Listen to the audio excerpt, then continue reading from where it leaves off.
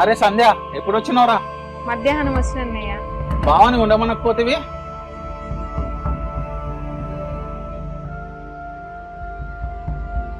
ఏయ్ మాలతి,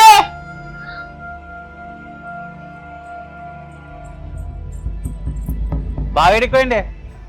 బావని ఉండమని చెప్పేది తెలియదు అదే నీకు? అటు ఇటు పోయి నా దగ్గరికి వస్తాయని నాకు తెలుసు. నేను ఇంట్లోకి పోయి నీళ్ళు తీసుకొచ్చేంత లోపే అనే వేయండు. నేనేం చేయాలి దానికి? నేను ఎంత మంచిగా చూసుకున్నా నన్ను ఏదో ఒకటి అంటేనే ఉంటారు. అదే నా పిల్లలు ఉండదుంటే నన్ను ఇట్లా అనరాని మాటలు అంటావా?